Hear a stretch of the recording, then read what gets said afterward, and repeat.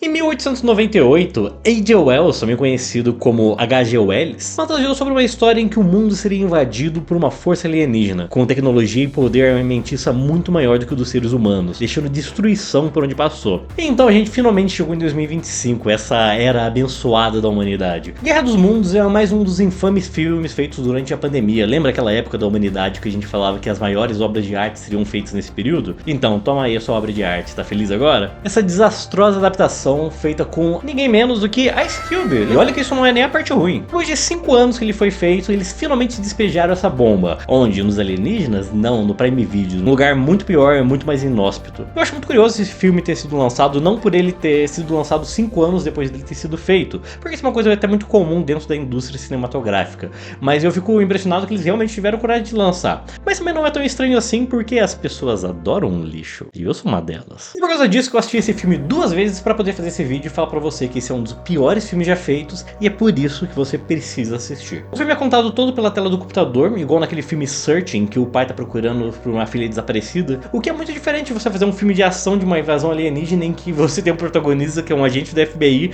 e que fica fazendo um vídeo chamado com todo mundo o tempo todo, em todos os lugares. É igual aquele filme lá. Começando pelo começo, infelizmente, o Ice Cube é um agente do FBI. O que ele faz exatamente? Não se sabe muito bem ao certo, aparentemente ele trabalha em alguma área ali de hipervigilância, porque ele tá sempre espionando todo mundo o tempo todo, com acesso a câmeras de segurança, microfones, só que ao mesmo tempo ele é uma pessoa que todo mundo procura pra informar ele sobre qualquer coisa. Então ele tá aqui espionando as pessoas, ouvindo vídeo chamada. Então uma colega de trabalho liga pra ele só pra falar assim: viu, você viu essas nuvens no céu? Tô fechando o tempo aqui, olha que coisa, né? Caso o Ice Cube é um meteorologista e poderia fazer alguma coisa sobre isso?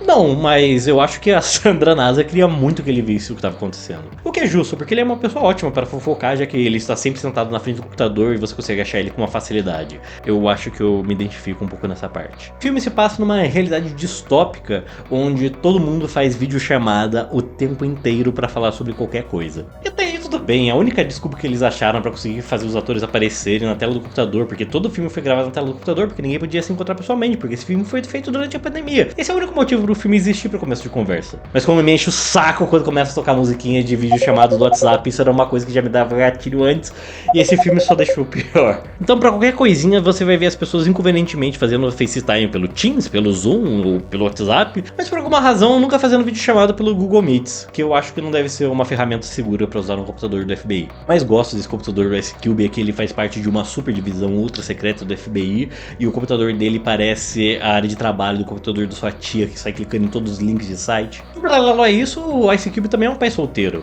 Inclusive eu ouvi dizer que o Pedro Pascal ficou muito chateado quando não foi convidado para fazer esse filme, e depois que ele assistiu ele ficou muito feliz de não ter sido chamado mesmo. E aqui o Ice Cube tem 2 filhos, uma filha que é uma bióloga, que vai falar isso algumas vezes durante o filme. I majored in bio, remember?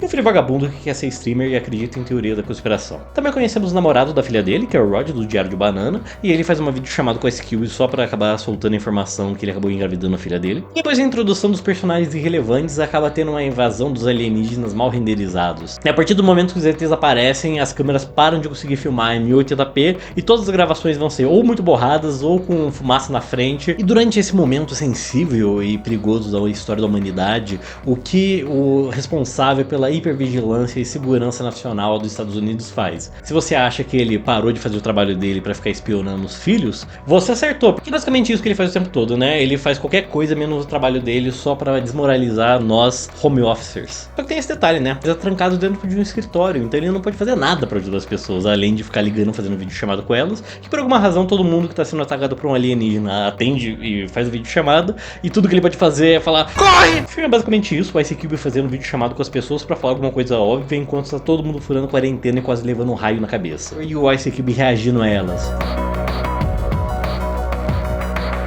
Mas é claro que você precisa ver a tela do computador o tempo todo. Afinal, esse filme é patrocinado por todos os sites que existem. Inclusive, isso é uma dica de drink game. Você pode tomar um shot de alguma coisa toda vez que alguma marca aparecer na tela do computador, e depois você vai entrar em coma alcoólico. Outra coisa que eu gosto muito é que quando eles precisam cortar alguma cena do take que eles gravaram, eles fingem que a tela do computador travou, só pra ter aquele corte ali no meio. E outro detalhe que eu gosto muito também é que, provavelmente, esgotaram o número de reações que eles tinham do Ice Cube. Porque o filme é basicamente só isso, então em algum momento você tinha que acabar o material. Então você consegue ver em alguns momentos que eles só repetem o mesmo take, e às vezes isso é até em sequência. E eu tenho que fazer um momento de silêncio aqui pelo editor desse filme, porque se teve alguém que se sacrificou por esse filme, foi ele, porque imagina você ter que fazer a tela de um computador parecer alguma coisa interessante, principalmente quando a tela do computador é esse pesadelo virtual aqui. Solidariedade pela minha classe dos editores. O que eu acho mais engraçado dessas videochamadas é que no nickname das pessoas, todo mundo tem o nome da função que elas exercem, enquanto o Ice Cube é só o nome dele. Eu poderia ter escolhido um nome legal, tipo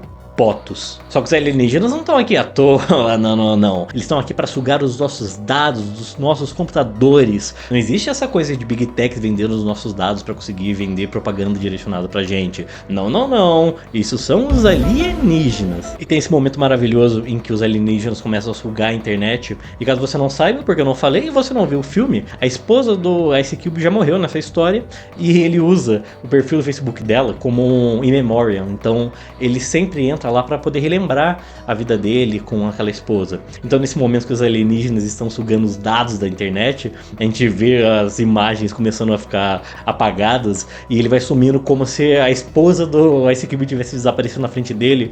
E a coisa mais preocupante, porque meu Deus, a minha vida virtual com a minha esposa foi apagada. Se eu fosse uma pessoa de 50 anos que viveu numa época que tirava fotos, você imprimia e colocava num álbum de fotos pra ter recordação pra sempre. Não, isso não existe. Apagou meu Facebook, eu perdi a minha esposa. Então vem o grande plot twist do filme, se você considerar esse um plot twist. Na verdade, o filho do Ice Cube é um hacker, um pirata virtual. E ele faz parte de um grupo de revolucionários que quer acabar com o governo. Quer acabar com o que do governo?